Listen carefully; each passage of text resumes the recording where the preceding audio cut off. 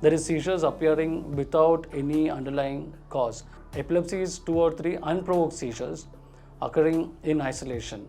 The various myths and misconceptions surrounds this illness, which is a major hindrance to both the diagnosis as well as the rightly timed therapy. So it's very important to avoid those myths and misconceptions. As soon as the seizure is noticed, the major problem is that they immediately grab the patient. They hold the patient tightly, thinking that would stop the seizure. And at the same time, they run and grab and some metal objects and give it to the hands of the person who is having this seizure during the active episode. So those are all the major myths. And for that matter, these kind of myths are even shown in movies. That's really alarming. So that has to be avoided.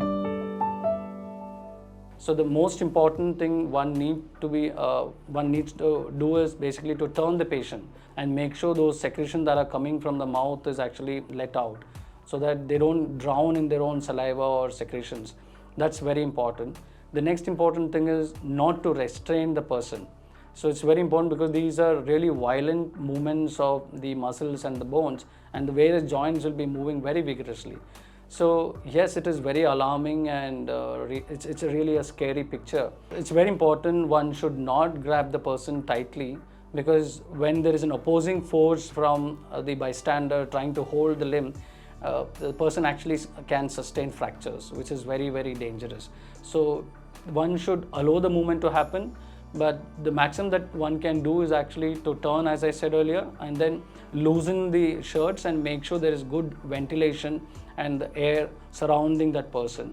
So it's a common misconception to surround the patient, and the patient literally suffocate, because when there is a seizure, there is always a problem with the airway. So that's very important to ensure there's a good airflow. And also it's important to note down the time and note down the type of the seizure. If possible, you can even video record it as to how it is happening. And then if the seizure doesn't really abate or stop within, say, a minute or two, immediately that patient should end up in an emergency department of any hospitals which are close by, because there is something known as status epilepticus, which is an emergency and life-threatening condition where the seizure actually continues.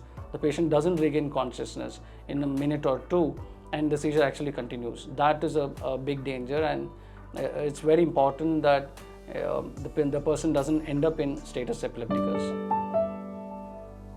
Not to drive alone or not to swim. So they do definitely need a company all the time, and it's all the more reason not to isolate them. It is possible to treat this epilepsy.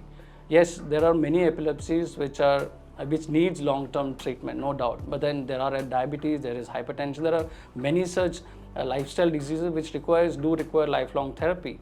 So epilepsy can be considered as one such disease. There are multiple drugs available with least amount of side effects now. Even epilepsy of women who's childbearing age group, who can actually have a safe pregnancy with these drugs being continued. So, and they are able to bear children. Their children are born with normal milestones. So it is possible to lead a near normal life with the drug therapy alone. But there is an entity called drug refractory epilepsy, where drug fails to help them. So the definition of drug refractory epilepsy is 2 or more drugs failing to control the seizure for 2 or more number of years. It's easy to remember as well.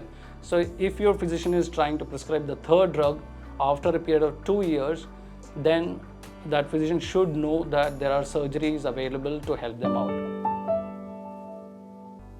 I can confidently say I have operated on a child who is around 3 years old, and the child is definitely doing well, and the child is free of seizures now.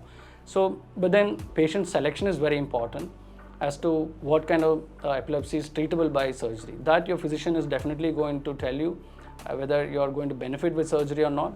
But it's always good to evaluate and find out, is there a curative option?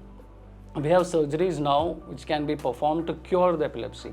Epilepsy can be curative, so unlike any other lifestyle diseases.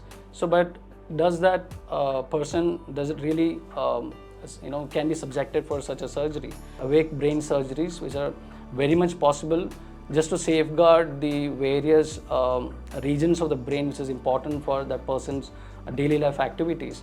So our objective in such cases will be to preserve the normal brain function, but to remove the abnormal part of the brain which is causing the seizures.